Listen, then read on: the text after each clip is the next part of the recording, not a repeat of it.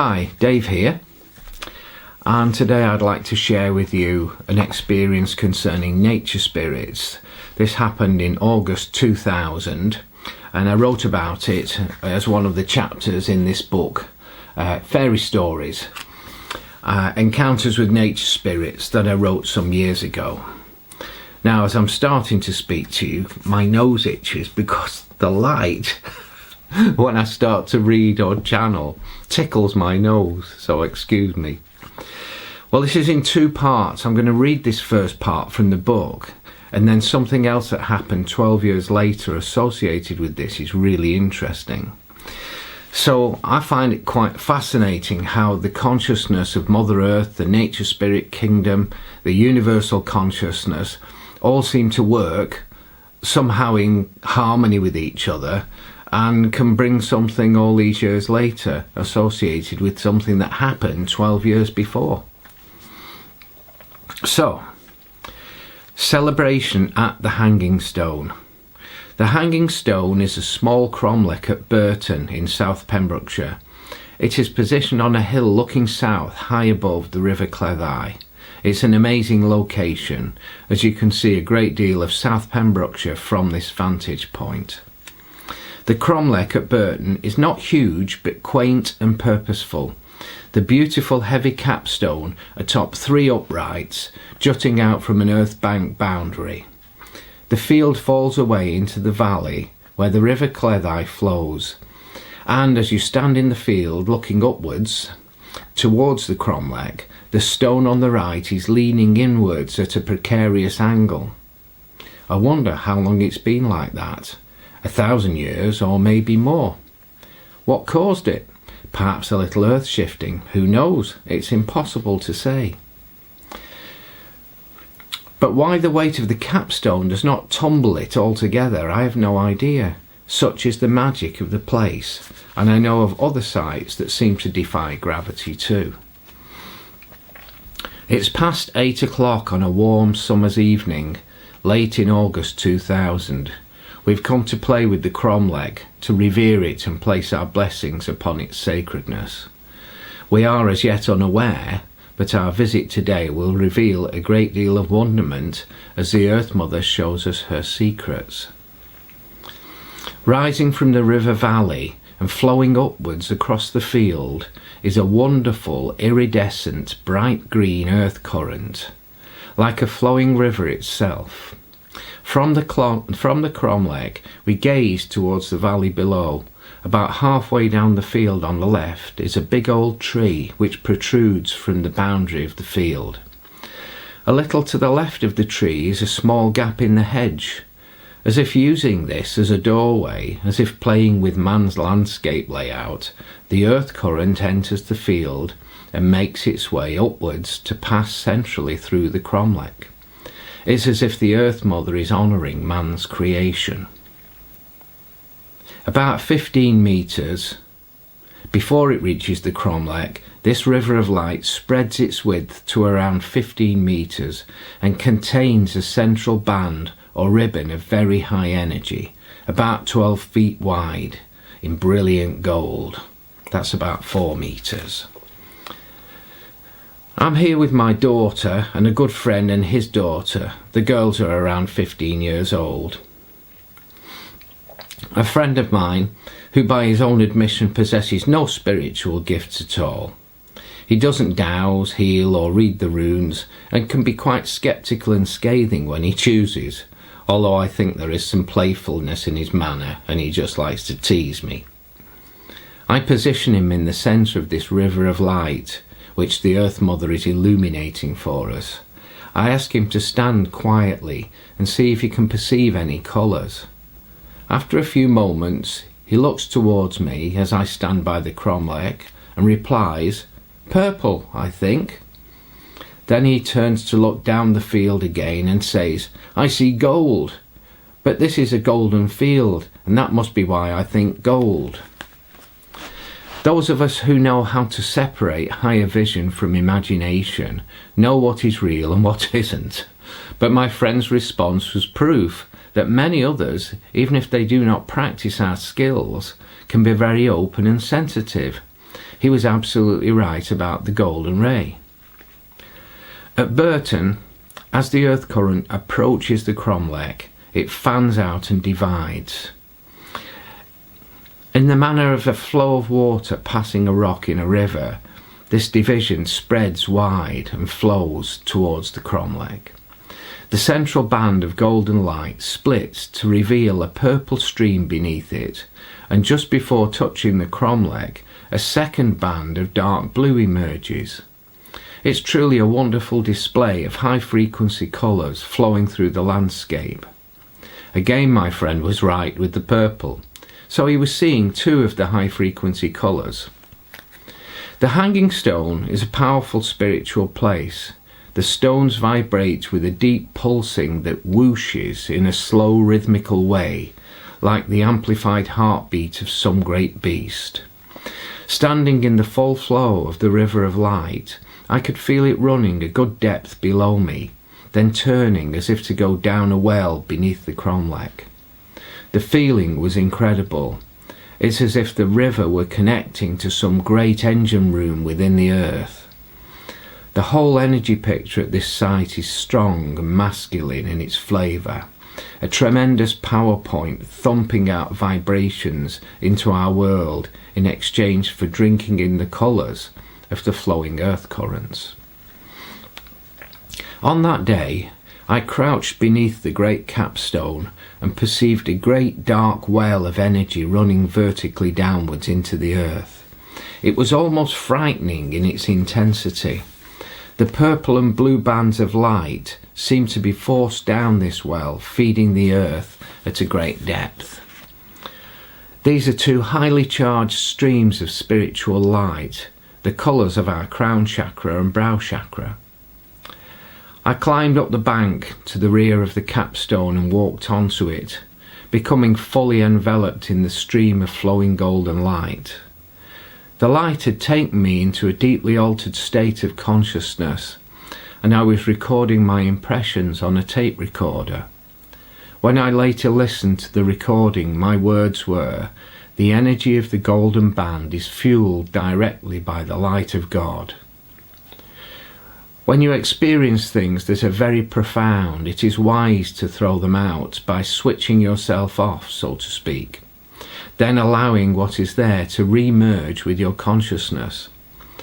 This time, no matter how many times I emptied myself, the same impressions returned time and time again.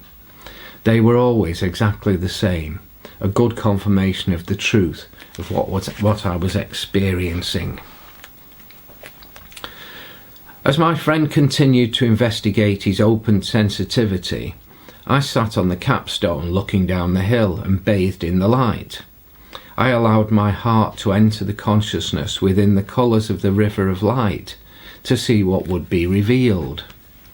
The green colour was pure love, love of and for the landscape. The gold was of the divine creative force. The dark blues seemed to carry some kind of link into a universal consciousness which I'd never before experienced. And the purple carried an essence of the spirit of the landscape. I took from my pocket a small glass vial and asked permission to receive the vibrations of this sacred place so that I could create an essence later. As I was kneeling in reverence to the spirit of place and positioning my vial, an elemental being leapt onto my left shoulder and began to dance, whilst watching what I was doing. I sensed him opening up to others, calling to them to see what was happening. Quizzically, I asked myself, what is this being? From somewhere a voice spoke into my heart, I am an elf.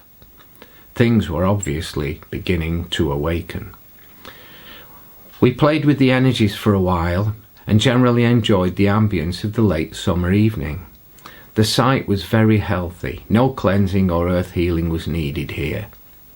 A short time later I sat down on the capstone again, gazing into the southwest and the fading light of day. I became aware of movement, some kind of fairy to my right. Then more movement, and the sound of faint music and images of violins and whistles. The place was suddenly alive with fairies and other elementals of a more earthy type. Perhaps they were gnomes, I thought, but didn't wish to pry. Other elementals sat beside me on the capstone, completely unafraid. I had never seen so many in one place. There were dozens of them, and they began to swarm around me as if huddling close for warmth. Yet I realised that it was not warmth they were seeking from me, but exactly the opposite. They were pushing closer and expressing as much love as they could find within themselves. They were trying to infuse me with their love. Whilst many huddled close to me, others were dancing, and the delicate music pervaded the evening air. There was a feeling of great joy in their dancing. Truly, this was some fine celebration, and as I listened with every atom of my being and watched every pinpoint of their light, feeling them pushing close to me with their love, I caught the reason for their happiness. Their celebration was because today the geomancer had visited their home to see the light and to be with them, and in exchange they demanded that I witness their magic. And demanded was a strong word. Truly there was magic that words cannot describe. I sat with them and they loved me with their hearts open wide. As the light faded to dusk, I was so blessed, so lucky to have been witness to such a glorious display of affection for a human being. I was so blessed to have seen so many different beings, all celebrating together. All of the love, energy and light of that glorious evening was given up for me in the essence of the hanging stone, so that I can revisit the magic at any time. I give thanks to the fairies, the elves, gnomes, and all the elemental beings who live together at Burton's ancient cromlech. It was Saturday, 26th of August 2000, when we had such fun and I was given that essence. As I glance at my calendar, I note that it will be 12 years to the day tomorrow. I think it must be time for another visit. 2 months after that, I was given a poem. So 12 years and 2 months later, these words were given, and it came in 2 parts. Just after lunch, on 23rd of October 2012, in one take, half of the poem came. And later that evening, around 7 p.m, I sat down to type the words, and the rest was given. The first seven verses. So this is the poem. It's entitled "The Elven Dance." The sun drew down to close the day, as I knelt by the stones men of old had laid, and gathered round in the rising dusk. A movement came and a smell of musk. All at once, with a tip and a tap, a tiny being leapt upon my lap. "Who is this?" my mind inquired. "I'm just an elf, and I've been inspired." I worked away with the stones of grey, and the elf tagged on to observe the play. I sat and gazed at the glowing sky, and around me gathered his friends by and by. Pushing up close, they looked at me, I looked at them, and merry did we be. And the flutes did play, and the songs were sung, and the dance was swung among the elven throng. And the Lord did come for his light to share, as he placed his hands on their golden hair. And the princess rose from the darkened glade, and her radiance flowed, and joy was made. And the king of trees blessed the earth they trod, and the grass greened up from the earthen sod. And the days went by, and the moon did sing, as we sat around with the elven king. And their hearts were one through the glades of joy, as they danced and sang for every girl and boy.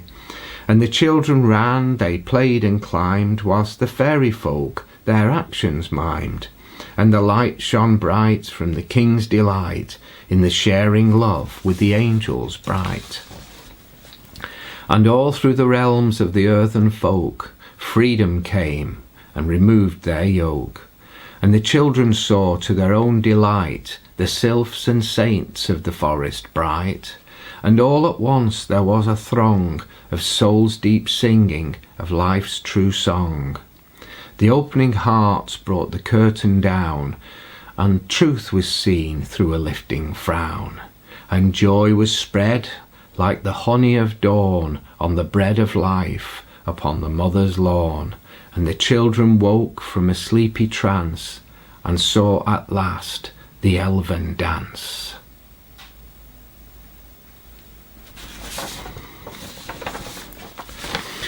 So 12 years later that was given, and it was 2 months after I'd written the piece for the book, so there was nothing in my consciousness at the time about this poem.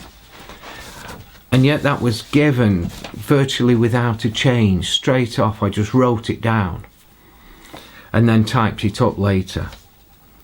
And I just find that fascinating, that something that happens many years before, nature is still very connected with it. And at the point that suits nature, not us, it gives us something as profound as that poem. And I think the lines that touched me the deepest were, I almost can't speak it because it touches the heart so deep. It said, all at once there was a throng of souls deep singing of life's true song. And joy was spread like the honey of dawn on the bread of life upon the mother's lawn. Of course, the mother's lawn is the earth, and the children that are referred to are humanity. And the children woke from a sleepy trance. Humanity wakes and eventually sees the Elven dance, or sees into the truth of the mystery of what is all around us, but most of us don't see it until our hearts begin to open. So I think that's all I can say about it at this point in time. I hope you've enjoyed it. If you have enjoyed it, I'm starting to come out of the deeper space now. If you have enjoyed it, please like and subscribe, and hopefully when I can speak again properly, when my heart returns to some kind of normal state, I'll see you again in the next one. In the meantime, love and blessings, take care, and see you soon.